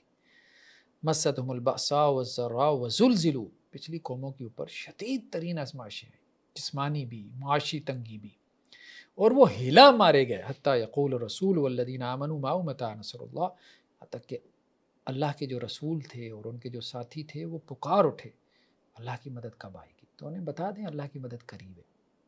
تو جنت کی طرف جانے کا رستہ، اس میں تو یہ آزمائشیں آئیں گی. ایمان پہ ثابت قدم رہنا پڑے گا، پھر ہی جنت ملے گی. نیکسٹ آیات کے اندر شراب اور جوئے کی ممانعت، یعنی یہ اس وقت کی 2 بڑی بیماریاں تھیں عرب کلچر کے اندر، دور جاہلیت سے چلی آ رہی تھیں. ایک تو شرک بہت بڑی بیماری تھی، اس کے علاوہ کچھ اور بھی بڑی بیماریاں یا گناہ تھے، ان میں سے ایک شراب اور جوا. تو اے نبی صلی اللہ علیہ وسلم آپ سے سوال کرتے ہیں شراب اور جوئے کے بارے میں، تو آپ ان سے کہہ دیں کہ یار یہ بہت بڑے گناہ ہیں، شراب اور جوا بہت بڑے گناہ ہیں. ومنافع للناس، اگرچہ اس میں کچھ لوگ اپنے لیے کوئی منفیت کا پہلو بھی نکال سکتے ہیں، جیسے شراب میں وہ جی صحت اچھی ہو گئی، یا جوئے میں یہ کہہ سکتے ہیں کہ جی ہمیں فائدہ ہو گیا جیت کے. لیکن وَإِسْمُهُمَا أَكْبَرُ مِن نَفْعِهِمَا، ان کا جو گناہ ہے ان کے فائدے سے زیادہ ہے، ان کا جو نقصان ہے وہ ان کے فائدے سے زیادہ ہے. تو شراب اور جوئے کو منع کر دیا قرآن نے، سختی سے منع کر دیا، کیونکہ شراب سے انسان کی عقل جاتی رہتی ہے، اور جوئے میں کیا ہے، انسان جب ہارتا ہے تو حسد پیدا ہوتا ہے، اور دوسرے کے جیتنے سے وہ خوش نہیں ہوتا، کیونکہ بغیر محنت کے وہ آپ کا پیسہ لیے جا رہا ہے، اور پھر اس سے لڑائی جھگڑا فتنہ فساد قتل و غارت تک نوبت آ جاتی ہے. تو یہ گناہ ایسے ہیں کہ جو زمین میں فساد برپا کرتے ہیں. شراب پینے کے بعد کیا کرے گا؟ ڈرائیو کرے گا، کسی کو مار دے گا. شراب پینے کے بعد اول فول بکے گا، لڑائی جھگڑے کا باعث بنے گا. شراب پینے کے بعد فائرنگ کر کے کسی کو اڑا دے گا. جب عقل ہی نہیں ہے تو جو مرضی کرے. ٹھیک ہے، تو شراب اور جوا اس کا نتیجہ کیا ہے؟ فساد فی الارض، زمین کے اندر فساد. تو اس لیے قرآن نے ایسے کاموں سے منع کر دیا.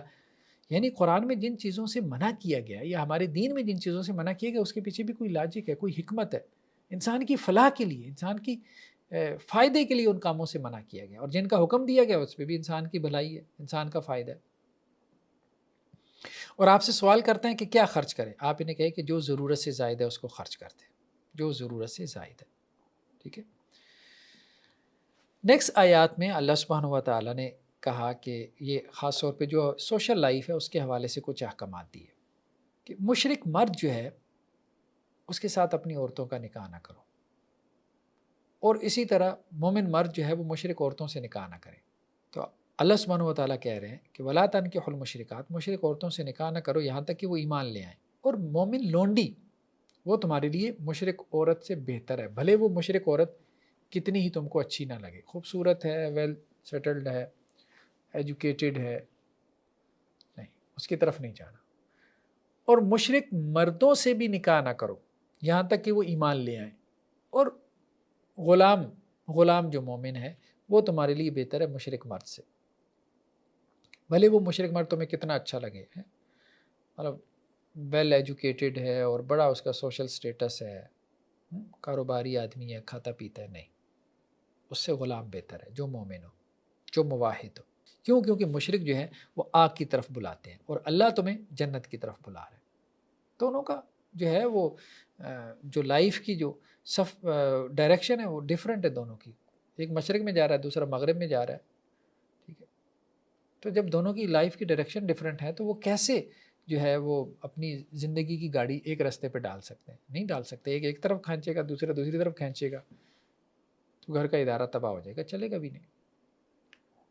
لیکن ہمارے یہاں ہم دیکھتے ہیں کہ یہ مسائل ہیں، ابھی یہاں پاکستان میں تو نہیں لیکن انڈیا میں مسلمان ہیں، کئی مسلمانوں کو آپ دیکھیں کہ انہوں نے ہندو عورتوں سے شادی کی ہوئی ہے، کئی مسلمان مردوں نے۔ تو یہ بہت بری بات ہے، یہ بہت بری بات ہے، یہ نکاح نہیں ہوتا، یہ جائز ہی نہیں ہے، الاؤڈ ہی نہیں ہے، دین اسلام کے اندر تو کم از کم الاؤڈ نہیں ہے۔ قرآن نے واضح طور پہ منع کر دیا کہ کسی مسلمان مرد کا نکاح ایسی عورت سے نہیں ہو سکتا جو ہندو ہے، اور کسی مسلمان عورت کا نکاح کسی ہندو مرد سے بھی نہیں ہو سکتا، یہ بھی ٹھیک نہیں۔ نیکسٹ جو کچھ رکوع ہیں اس میں اللہ سبحانہ و تعالیٰ نے فیملی لائف کو ڈسکس کیا۔ فیملی لائف کے بارے میں قرآن مجید میں احکامات بڑی تفصیل سے ہیں، ایون کہ نماز روزے کے بارے میں اتنی تفصیل سے احکامات نہیں ہیں جتنا فیملی لائف کے بارے میں۔ اس کی وجہ یہ ہے کہ فیملی لائف جو ہے وہ سوسائٹی کا بیسک یونٹ ہے۔ ایک فیملی، خاندان کیا ہے؟ سوسائٹی کی، معاشرے کی بنیادی اکائی ہے۔ اگر خاندان مضبوط ہے، جیسے اینٹ مضبوط ہے تو دیوار مضبوط ہوگی، دیوار مضبوط ہے تو گھر مضبوط ہوگا، تو اسی طرح فرد مضبوط ہے تو خاندان مضبوط ہے، خاندان مضبوط ہے سوسائٹی اور معاشرہ جو ہے وہ مستحکم بنیادوں پہ قائم ہوگا، وہ مضبوط ہوگا۔ تو قرآن بہت زیادہ فوکس کرتا ہے کس کو؟ سوسائٹی کو، اور سوسائٹی میں بھی خاص طور پہ خاندان کو، فیملی لائف کو۔ فیملی لائف کے بارے میں اس لیے تفصیل سے احکامات دیے تاکہ فیملی کو تم نے درست ڈائریکشن میں رکھنا ہے۔ تو میاں بیوی کے حقوق و فرائض کی بات کرتے ہوئے کہا وَلَهُنَّ مِثْلُ الَّذِي عَلَيْهِنَّ بِالْمَعْرُوفِ وَلِلرِّجَالِ عَلَيْهِنَّ دَرَجَةٌ۔ دیکھو عورتوں کے حقوق ہیں جیسا کہ عورتوں کی ذمہ داریاں ہیں، لیکن معروف، عرف کے مطابق، کسٹم، رواج۔ دیکھیں کچھ ذمہ داریاں ایسی ہیں شوہر کی جو قرآن نے یا سنت میں آ گئی، اور کچھ ذمہ داریاں بیوی کی بھی آ گئی کتاب و سنت میں۔ تو دونوں کی، میاں بیوی کے کچھ حقوق اور کچھ فرائض، کچھ رائٹس اور کچھ ریسپانسبلٹیز ہمیں کتاب و سنت سے مل گئی، لیکن اس کے علاوہ کو سوسائٹی کے اوپر چھوڑ دیا گیا۔ عرف کا لحاظ کر لو، بس اس کے مطابق طے کر لو۔ ہمارے یہاں ہوتا کیا ہے کہ بعض مفتی حضرات اس میں ایک غلطی کرتے ہیں، وہ کہتے ہیں کہ جی عورت کے بارے میں کہاں لکھا ہے کہ وہ اپنے شوہر کے لیے کھانا بنائے یا اس کے کپڑے دھوئے، ٹھیک ہے؟ اگر اس طرح سے آپ نکالنا شروع کریں گے تو پھر مرد کے لیے کہاں پہ لکھا ہوا ہے کہ جی وہ اپنی بیگم کو جو ہے وہ سپلٹ اے سی لگوا کے دے، یا فریج خرید کے دے، یا واشنگ مشین لے کے دے، یا باہر جو ہے وہ کھلانے کے لیے لے جائے، آؤٹنگ کے لیے لے جائے، یا گاڑی لے کے دے، یا اور دیگر سہولیات لے کے دے، تو کہیں لکھا ہوا ہے؟ اس طرح سے نہ کریں۔ یہ دونوں چیزیں عرف سے طے ہو رہی ہوتی ہیں۔ مرد کی کیا رسپانسبلٹیز ہیں، عورت کی کیا رسپانسبلٹیز ہیں، کچھ تو شریعت میں آ گئی اور کچھ عرف سے طے ہو رہی ہیں۔ جب عرف سے طے ہو رہی ہیں تو دونوں طرف سے، یا تو پھر دونوں طرف سے اڑا دینا اس کو، پھر ایک طرف کو فیسیلیٹیٹ نہ کریں، ورنہ تو گھر کا ادارہ تباہ ہو جائے گا۔ تو وَلَهُنَّ مِثْلُ الَّذِي عَلَيْهِنَّ بِالْمَعْرُوفِ وَلِلرِّجَالِ عَلَيْهِنَّ دَرَجَةٌ، اور اللہ نے مردوں کو عورتوں کے اوپر کچھ فضیلت دی ہے، یعنی ان کا جو ایک درجہ ہے گھر کے نظام میں وہ بڑا ہے، انتظامی اعتبار سے، اخلاقی اعتبار سے، دینی اعتبار سے ہو سکتا ہے بیوی شوہر سے آگے ہو، لیکن انتظامی اعتبار سے جیسے اب آپ دیکھیں کہ عورتیں باہر جاب کرتی ہیں تو ظاہری بات ہے وہاں پہ بھی ان کو کسی مرد کی جو آپ کہہ لیں کہ جی جو اس کا باس ہے اس کی ایڈمنسٹریشن کو قبول کرنا پڑتا ہے کیونکہ وہ وہاں اس ادارے میں جاب کر رہی ہے. تو انتظامی اعتبار سے کوئی جو بھی بڑا ہے وہ مرد ہے عورت ہے تو آپ کو اس کو ایکسیپٹ کرنا پڑتا ہے. تو گھر میں اللہ سبحانہ و تعالیٰ نے مرد کو بڑا بنایا تو اس کو ایکسیپٹ کرنا پڑتا ہے. نیکسٹ آیات میں اللہ سبحانہ و تعالیٰ نے طلاق دینے کا صحیح طریقہ بیان کیا. ایک تو نکاح ہے، نکاح کے ذریعے ایک فیملی جو ہے وہ وجود میں آتی ہے. لیکن اگر اس فیملی کے آپس میں معاملات نہیں چل رہے، صبح شام کی لڑائی جھگڑا اب اس سے تنگ آ گئے ہیں، ہم نہیں چل سکتے، تو سیپریشن کا راستہ کھلا رکھا گیا. عورت ہے تو خلا لے سکتی ہے، مرد ہے تو طلاق ڈائیورس دے سکتا ہے. تو فرمایا کہ وہ طلاق و مرتان، طلاق 2 مرتبہ ہے، یعنی طلاق باری باری ہے. ایک وقت میں 3 طلاق یہ ٹھیک نہیں ہے، یہ طلاق بدعت ہے. حناف کے نزدیک بھی، اہل حدیث کے نزدیک بھی یہ طلاق بدعت ہے. یہ طلاق دینے کا طریقہ ٹھیک نہیں ہے. ایک وقت میں ایک ہی طلاق دے سکتے ہیں. دوسری طلاق دینی ہے تو 1 مہینہ انتظار کریں، دوسرے طہر میں جب عورت پاکی کی حالت میں ہو پھر دوسری طلاق دے سکتے ہیں. پھر تیسرے طہر میں 1 مہینے کے وقفے کے بعد تقریباً تیسری طلاق دے سکتے ہیں. تو 1 مہینے کا وقفہ کیوں ڈالا گیا پہلی اور دوسری طلاق میں؟ تاکہ جذبات میں، جو جذبات کا ایک غلبہ ہوتا ہے وہ 1 آدھ گھنٹے کا ہوتا ہے، اس کے بعد بندہ فوراً جو ہے وہ سکون میں آ جاتا ہے اور پھر پچھتاتا پھر رہا ہوتا ہے. جو ایک وقت میں 3 دفعہ کہہ دیتے ہیں طلاق طلاق طلاق، تو اب وہ فتویٰ ڈھونڈ رہے ہوتے ہیں کہ ہمیں کوئی فتویٰ مل جائے 2 گھنٹوں بعد ہی. تو یہ اللہ تعالیٰ نے اس لیے یہ میکانزم رکھا ہے، یہ ترتیب اس لیے رکھی ہے کہ دیکھو یہ کوئی جذباتی فیصلہ نہیں ہے. تم نے سپریشن کرنی ہے ضرور کرو، لیکن شعوری فیصلہ ہونا چاہیے، جذباتی نہیں کہ میری فلاں بات نہیں مان رہی تو چلو طلاق دے دیتا ہوں، اچھا تم نے یہ نہیں کیا تو میں طلاق دے دیتا ہوں. یہ نہیں، جیسا عام طور مردوں کا انداز ہوتا ہے، نہیں یہ ٹھیک نہیں ہے. طلاق و مرتان، طلاق 2 مرتبہ ہے، باری باری ہے. 1 مرتبہ پھر اس کے بعد پھر اگر تمہارا نہیں چل رہا 1 مہینہ سوچ بچار کی، ٹھیک ہے دوسرے مہینے میں بھی دے دو. تو یہ ہے طلاق دینے کا صحیح طریقہ کہ ایک وقت میں ایک ہی طلاق دے سکتا ہے، ایک سے زیادہ نہیں دینی چاہیے. اب یہ ہے کہ ایک شوہر نے اپنی بیوی کو 3 طلاقیں دے دی، تو اب یہ دونوں علیحدہ ہو گئے.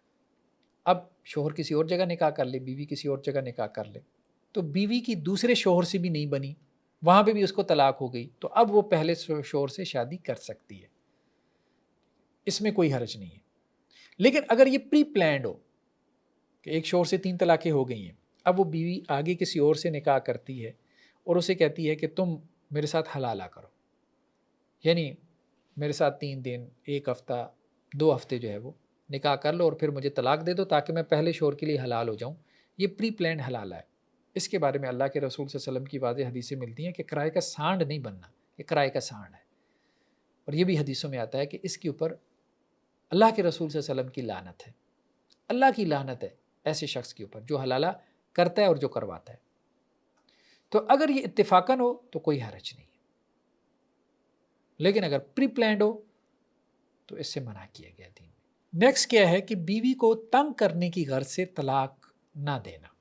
نیکسٹ آیات میں یہ بھی رہنمائی کی گئی ہے کہ بعض شوہروں کا معاملہ یہ ہوتا ہے کہ وہ بیوی کو بساتے بھی نہیں ہیں اور علیحدہ بھی نہیں کرتے، تو قرآن نے اسے منع کیا.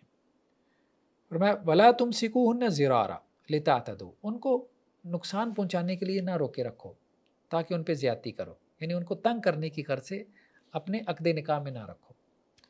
چھوڑ دو اگر تمہیں پسند نہیں ہے، کوئی دوسری کر لو. تو اگر تم ایسا کرو گے تو وَمَن يَفْعَلْ ذَلِكَ فَقَدْ ظَلَمَ نَفْسَهُ، یہ تم اپنی جان پہ ظلم کرو گے، یعنی آخرت میں اس کا حساب دینا پڑے گا.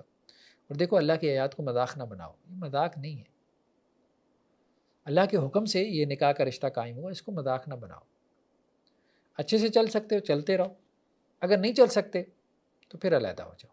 نیکسٹ کیا ہے کہ جو متعلقہ خاتون ہے، یعنی جس کو طلاق ہو گئی، جو ڈائیورسڈ ہے، بعض اوقات کسی خاتون کو 1 طلاق ہو جاتی ہے یا 2 ہو گئیں، اب اس کے پاس آپشن تو ہے کہ وہ اپنے سابقہ خاوند کے پاس جا سکتی ہے، رجوع ہو سکتا ہے، یا اگر عدت گزر گئی تو دوبارہ نکاح ہو سکتا ہے. لیکن اس کے خاتون کے خاندان والے آڑے آ جاتے ہیں، وہ کہتے ہیں کہ نہیں، ہم نے اب دوبارہ اس کی طرف واپس نہیں جانے دینا. تو قرآن نے کہا کہ نہیں، یہ نہ کرو. اگر کسی کو 1 یا 2 طلاق ہوئی ہے اور وہ بیوی اپنے سابقہ شوہر کی طرف واپس جانا چاہتی ہے یا اس سے رجوع کرنا چاہتی ہے تو کوئی حرج نہیں ہے، اس کو رجوع کرنے دو، اس میں درمیان میں آڑے نہ ہو. تو فَلَا تَعْضُلُوهُنَّ يَنكِحْنَ أَزْوَاجَهُنَّ، تو تم ان کو نہ روکو، یعنی اپنی عورتوں کو، کہ وہ اپنے سابقہ شوہروں کے ساتھ دوبارہ نکاح کر لیں. یعنی اگر ایک یا دو طلاق ہوئی ہے، اذا تراضوا بینہم بالمعروف، جب کہ وہ آپس میں راضی ہوں، یعنی انہیں سمجھ لگ جائے کہ نہیں غلطی ہو گئی ہم سے، ہم آگے چلا سکتے ہیں معاملہ، ٹھیک ہے چلانے دو ان کو۔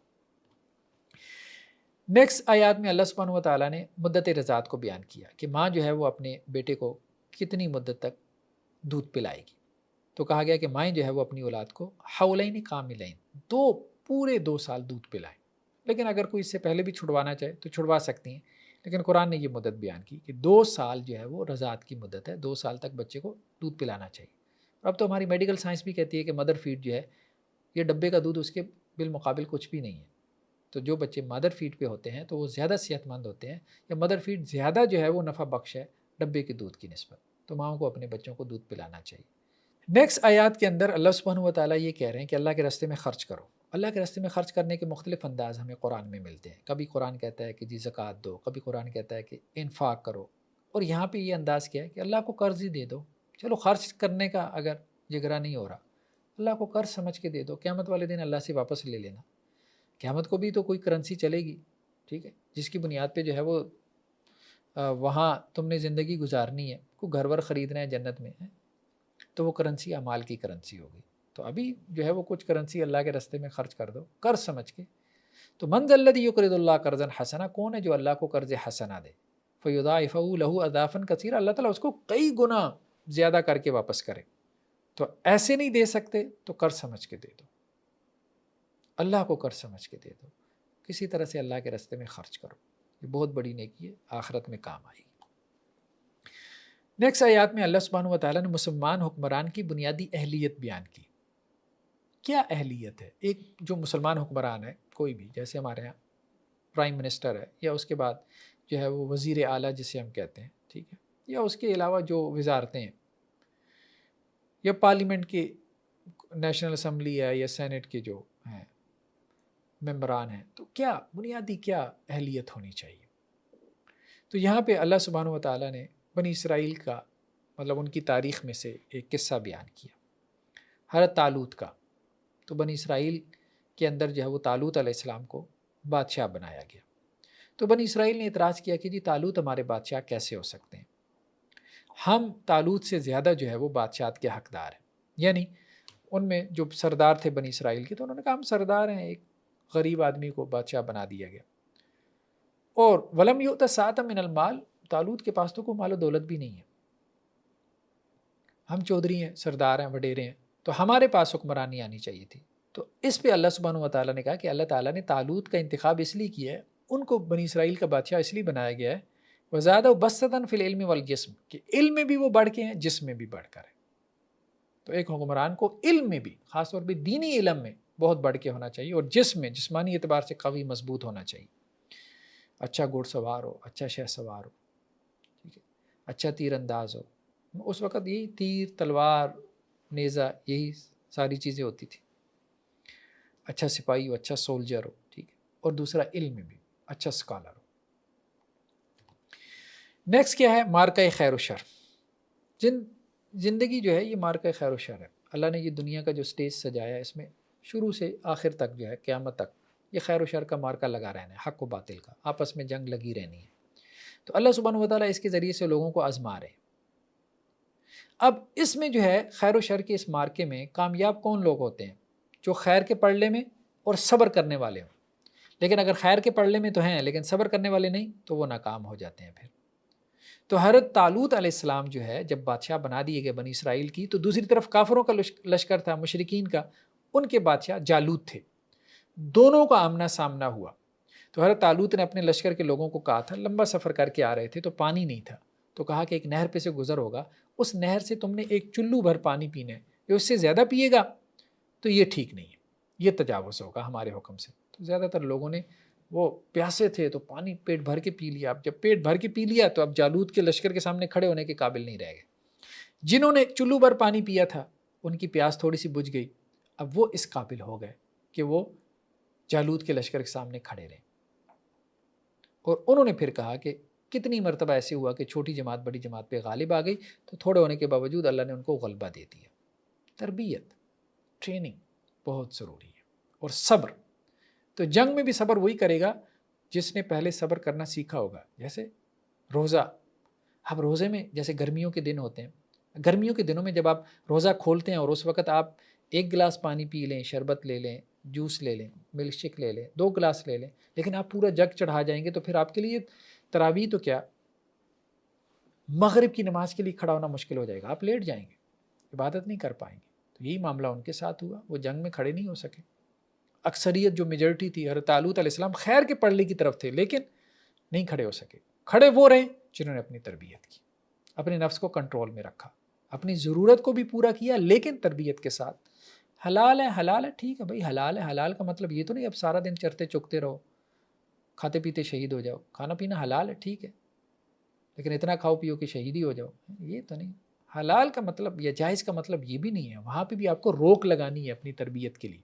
آخری آیات کے ہیں، اللہ سبحانہ و تعالیٰ نے تاریخ کی حرکت کے بنیادی اصول کی طرف اشارہ کیا کہ یہ تاریخ، جیسے ہم دیکھتے ہیں کہ ہسٹورینز کیا بیان کرتے ہیں، ٹھیک ہے، ہیگل کا فلسفہ تھا، تھیسز ہے، پھر اینٹی تھیسز ہے، پھر سنتھیسز آ جاتا ہے، کارل مارکس کا اپنا فلسفہ تھا، ٹھیک ہے، کہ یہ جو تاریخ ہے وہ اپنی معاشی بنیادوں کی وجہ سے آگے حرکت کر رہی ہے. یہ تاریخ کیسے آگے بڑھ رہی ہے، کیسے اپنا سفر پورا کر رہی ہے.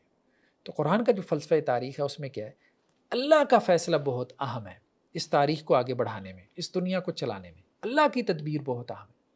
جب شر کا غلبہ ہوتا ہے تو اللہ سبحانہ و تعالیٰ جو ہے وہ شر کو دبا دیتے ہیں، کسی حد تک اس کو دبا دیتے ہیں تاکہ وہ اتنا غالب نہ آ جائے کہ خیر ختم ہو جائے. تو یہ اللہ سبحانہ و تعالیٰ خیر اور شر کے 2 پڑھلے ہیں، اللہ تعالیٰ اس کو اوپر نیچے کرتے رہتے ہیں تاکہ یہ خیر اور شر کا مارکا قیامت تک جاری رہے اور دونوں کی آزمائش لگی رہے. تو یہاں پہ بھی قرآن نے یہی بات کہی کہ وَلَوْلَا دَفْعُ اللَّهِ النَّاسَ بَعْضَهُم بِبَعْضٍ لَفَسَدَتِ الْأَرْضُ، کہ حضرت داؤد علیہ السلام جو کہ طالوت کے لشکر میں تھے، انہوں نے جالوت کو جو مشرکین کا سردار تھا، سپہ سالار تھا، اس کو قتل کر دیا اور مسلمانوں کو فتح ہو گئی. اس وقت کے جو مسلمان تھے بنی اسرائیل، ان کو فتح ہو گئی. تو حضرت طالوت کے بعد پھر حضرت داؤد علیہ السلام بادشاہ بنے بنی اسرائیل کے، پھر ان کے بعد حضرت سلیمان علیہ السلام بنے. تو اس پہ اللہ تعالیٰ نے تبصرہ کرتے گیا کہ اللہ تعالیٰ بعض لوگوں کو بعض کے ذریعے دفع کرتا رہتا ہے. یعنی وہ جالوت جو ہے اس کی جو طاقت تھی وہ زیادہ تھی طالوت کی نسبت، لیکن اللہ تعالیٰ نے خیر کو غالب کر دیا. شر بالکل ختم نہیں ہوا، اس کو اللہ نے دبا دیا تاکہ وہ اتنا غالب نہ آ جائے کہ خیر ختم ہو جائے. نہیں، خیر بھی باقی رہے گا، شر بھی باقی رہے گا قیامت تک. یہ خیر اور شر کا مارکا، یہ اللہ سبحانہ و تعالیٰ جیسے ترازو میزان کے 2 پڑلے ہوتے ہیں، وہ اوپر نیچے ہوتے رہتے ہیں، تو یہ اللہ تعالیٰ اس کو اسی طرح سے چلائے رکھیں گے. تو اللہ کی جو تدبیر ہے، اللہ کا جو امر ہے، وہ بہت اہم ہے اس تاریخ کو آگے بڑھانے میں، نہ کہ اس میں کوئی معاشی فیکٹر یا کوئی میٹیریل فیکٹرز، ان کی کوئی اہمیت ہے نہیں. وہ بھی اللہ کے اس حکم کے، اللہ کے اس امر کے محتاج ہے. تو آج ہمارا دوسرا پارہ مکمل ہوا. نیکسٹ ٹائم ہم انشاءاللہ تیسرے پارے کا مطالعہ کریں گے. جزاکم اللہ خیر، والسلام علیکم ورحمۃ اللہ وبرکاتہ.